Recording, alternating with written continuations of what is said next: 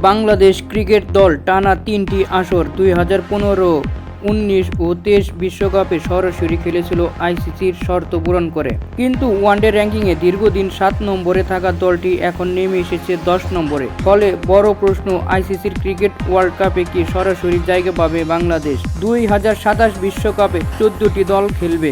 ২০২৭ সালের ৩১ মার্চ পর্যন্ত র্যাঙ্কিংয়ের সেরা ৮টি দল সরাসরি মূল পর্বে সুযোগ পাবে। স্বাগতিক দক্ষিণ আফ্রিকা ও জিম্বাবুয়ে স্বয়ংক্রিয়ভাবে অংশ নেবে। স্বাগতিকরা যদি সেরা ৮-এর মধ্যেই থাকে তাহলে র্যাঙ্কিংয়ের ১০ নম্বর দল পর্যন্ত সরাসরি সুযোগ পেতে পারে। বর্তমানে বাংলাদেশের রেটিং পয়েন্ট ৭৪, অবস্থান ১০। ঠিক ওপরে থাকা ওয়েস্ট ইন্ডিজ, তাদের পয়েন্ট ৭৭।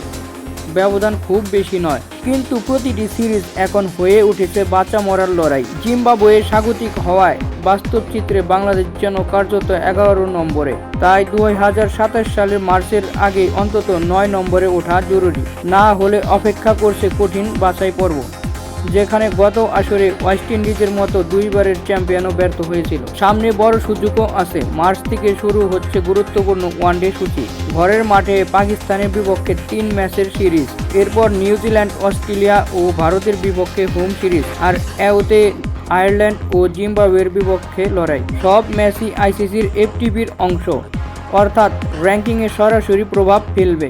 পাকিস্তান সিরিজের আগে প্রস্তুতি হিসাবে ২৩ ফেব্রুয়ারি শুরু হচ্ছে ৪ দলের বিসিএল ওয়ানডে টুর্নামেন্ট। বগুড়া ও রাজশাহীতে ডাবল লিগ পদ্ধতিতে অনুষ্ঠিত হবে প্রতিযোগিতা। ফাইনাল মিরপুরে।